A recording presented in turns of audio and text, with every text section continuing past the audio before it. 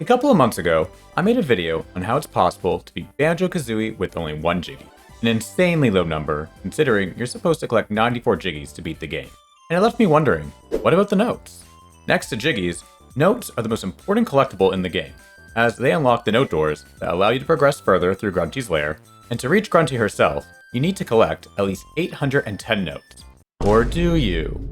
Well, it just so happens we can actually beat Banjo Kazooie with significantly less notes, and as you would expect, it involves executing some difficult and crazy glitches. No, it does not involve Ace. I'm Ty from Press A, and this is how many notes are needed to beat Banjo Kazooie.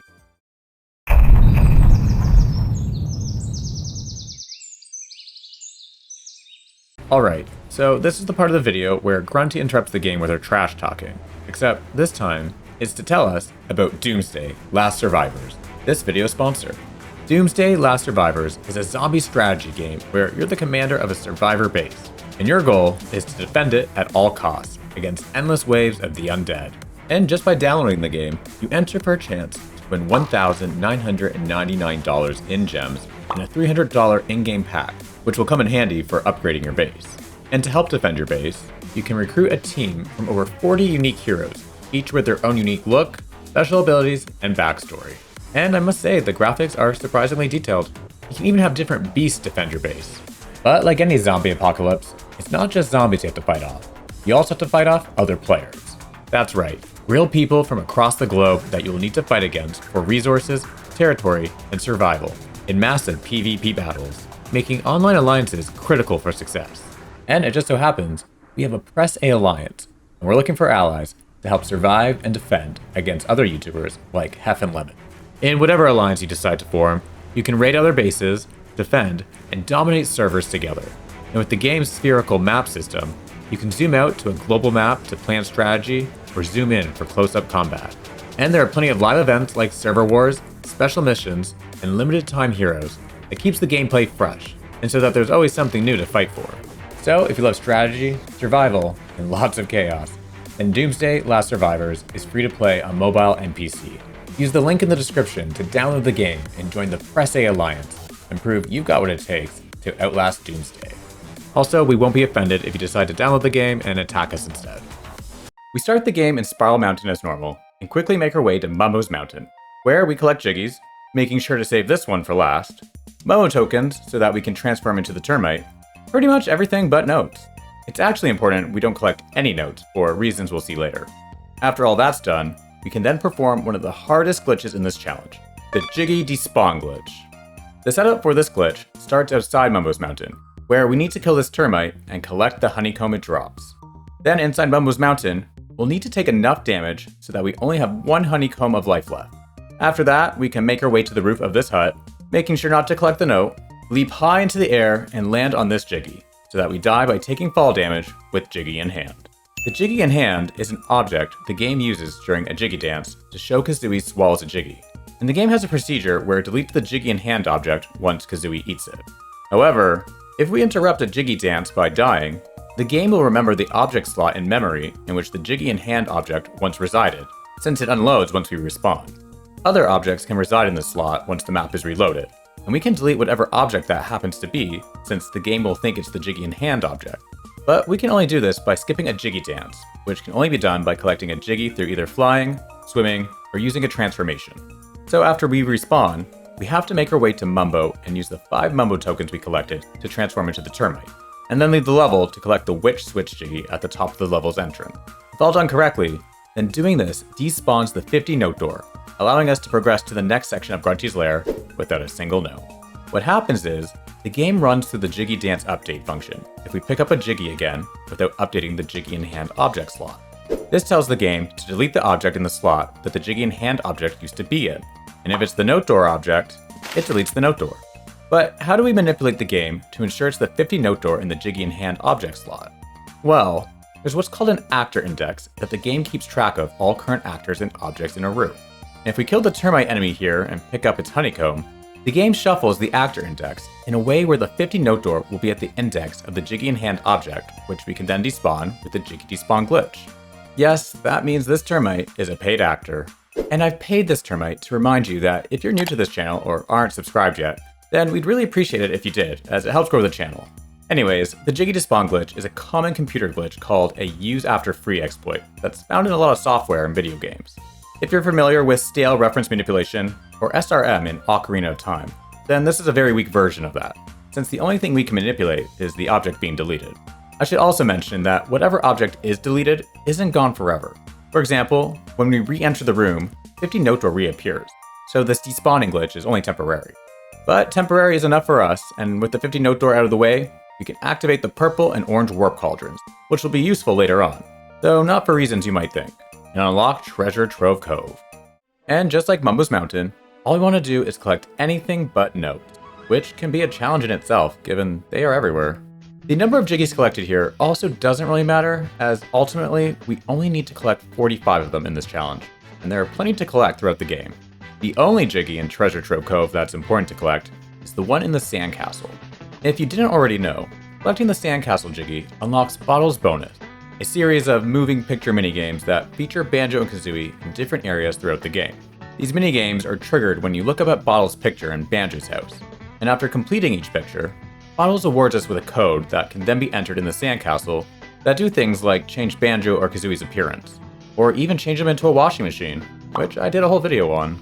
While we don't care about these codes, for this challenge, it is important we complete Bottles Bonus, and so after Treasure Trove Cove, we head back to Banjo's house in Spiral Mountain. After completing the first 3 pictures, we then need to head back to Mumbo's Mountain, and before entering, disconnect our internet. Now, when we enter and immediately exit Mumbo's Mountain, the Gamer Profile Offline message appears on the screen. And what this game does is pause the game every few seconds. It's Xbox's annoying way of telling the player that their scores can't be sent to the in-game leaderboard since there's no longer an internet connection. And this happens every time we exit a level, the connection can't be established. But by spamming retry on the menu, we can slowly make our way back to Banjo's house, initiate Bottles Bonus, wait for about 59.5 seconds, then spam A to retry. The result of which looks like this. We just teleported our asses from Banjo's house all the way to Click Clock Wood, the final level of the game, using a glitch called Bottles Bonus Desyncing Adventure, or BBDA for short. What's happening here is when the game is paused with the menu, we desync the demo, and the game actually plays the demo's movement in the background of the picture, since it's not a video, but actual gameplay being played by the game with predetermined inputs. But by spamming the A button, our favorite button on this channel, and if done correctly, the menu will manipulate Banjo to move through the door of Nabnut's house, which is in Click Clock Wood, and fall out of bounds and void out, respawning us in the final level. This is why we had to complete the first 3 pictures before setting up this glitch, as the 4th picture is always of Nabnut's house. And the reason we can fall out of bounds is because 1, loading zones are disabled during demos, but not void outs, and 2, there's no wall blocking Banjo from the void out in Nabnut's house, so we can fall right into it.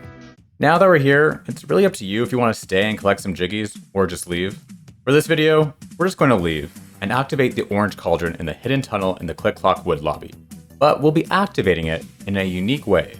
Typically, you would just walk up to the cauldron to activate it, and when it's the second of 2 same colored cauldrons, which it is here since we activated the other orange cauldron near Clanker's Cavern earlier, a cutscene plays of the other cauldron, showing that we can now warp between the 2 areas. But instead, we can jump on the cauldron and then fall into it to activate it. The trigger to activate the cauldron only extends to the lower parts of the cauldron, and not the top, which allows us to jump over it, and then when we fall into the cauldron, we touch the lower part and thus activate it. And do you notice something different? When we do this, and the cutscene plays, Banjo is shown standing next to the cauldron, whereas the same cutscene I just showed didn't. This happened because we jumped in a cauldron as it was triggering the cutscene, and after doing that, we're now in a state known as the Cauldron Cutscene state, which we'll be taking advantage of later on. From here, we'll make our way out of the Click Clock Wood lobby and into this room, where we'll need to jump to this alcove, making sure we don't fall, make our way up through the pipe leading to the Water Switch 3, and then swim to the Rusty Bucket Bay puzzle room, which requires 12 Jiggies to complete. And because we're in this Cauldron Cutscene state, when the puzzle is complete and the cutscene plays that shows the entrance to Rusty Bucket Bay open, Banjo is also in the cutscene, something that normally wouldn't happen. And this will be the case for any cutscene that plays while in this Cauldron Cutscene state. Rusty Bucket Bay is really special, because for the first time in this challenge, we'll be collecting notes. That means yes, it is not currently possible to beat Banjo Kazooie without collecting any notes, but it's still a very low number we'll be collecting to beat the game. But yeah, in Rusty Bucket Bay, we'll need to collect all 100 notes and some more jiggies. Once that's done, we'll need to execute what is called the Pause Overlap Glitch, or POG for short. Does anyone else remember POGs from the 90s? The Pause Overlap Glitch was discovered by Banjo Kazooie legend TSR Stormed, and it lets you play the game while the game is paused. You can move around and control the pause menu at the same time. When we hit the switch here, a cutscene plays that releases an anchor to free snorkel. And if we press the Xbox menu as the cutscene plays, it causes the game to pause during the cutscene, and because the map changes, it allows us to gain control of Banjo again.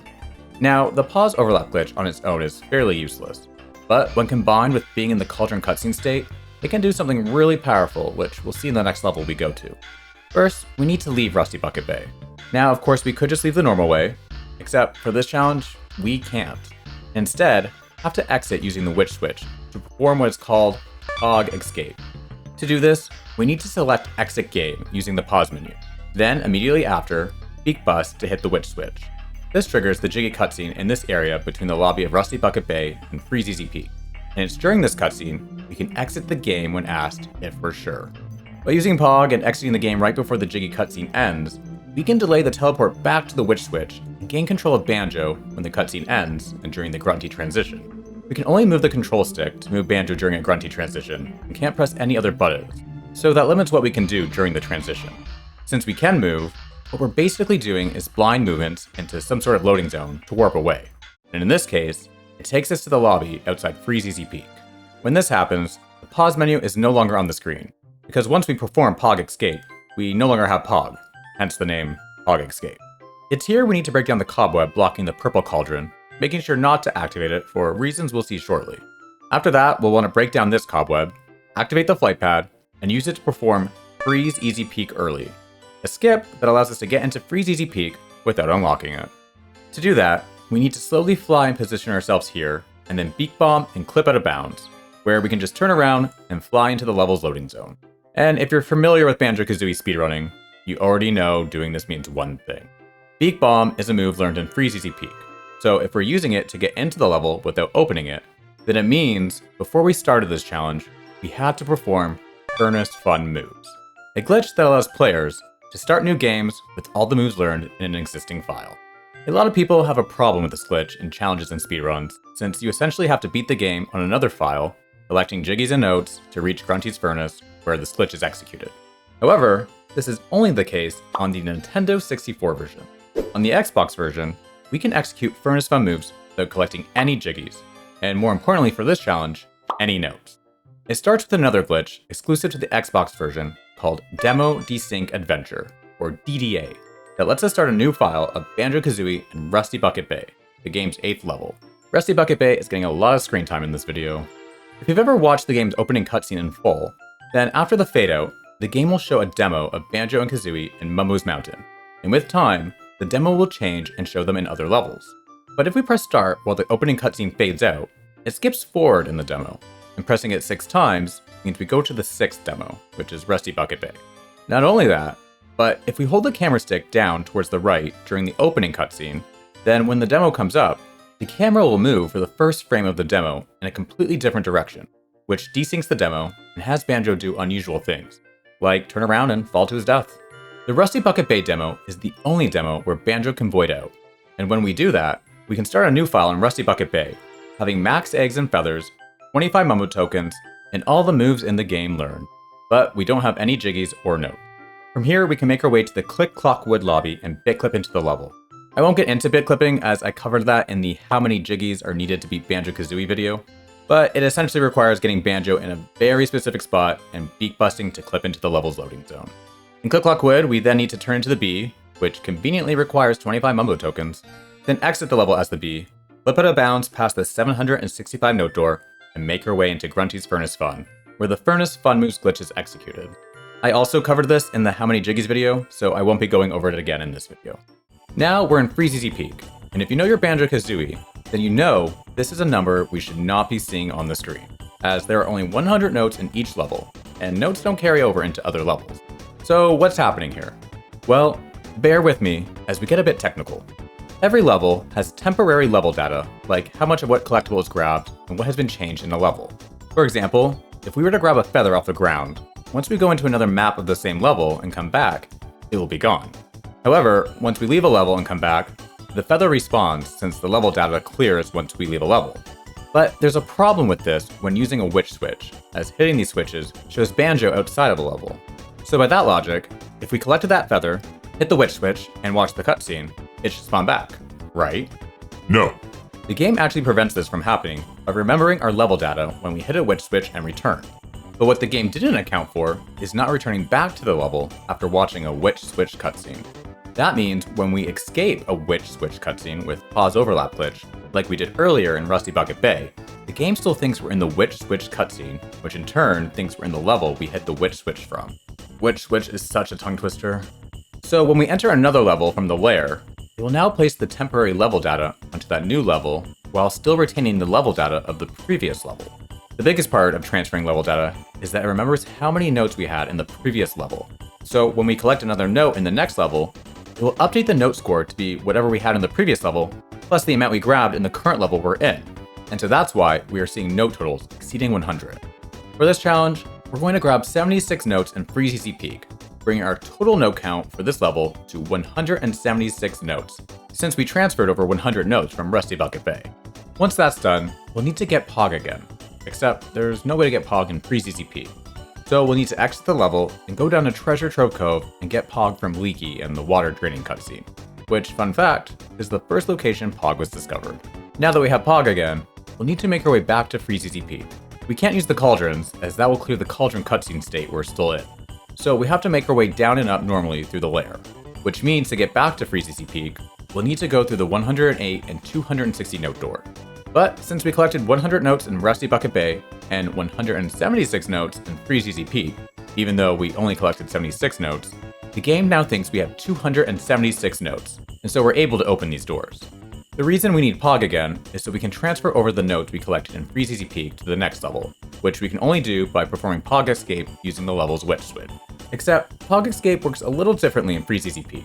When we're spawned into the cutscene, we activate the purple cauldron right next to our spawning location, as long as we didn't activate it before.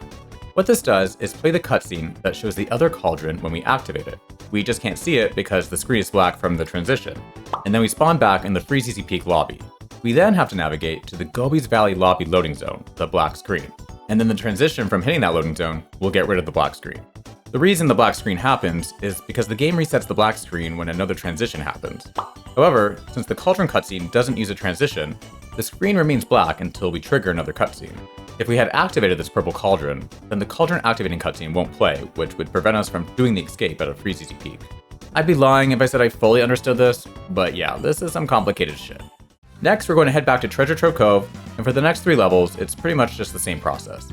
We collect 1 note, which makes the game think we've collected 177 notes in this level, since again, we're transferring over level data from the previous level. We then use Leaky again to get Pog, and then use the witch switch to perform Pog Escape, which spawns us here.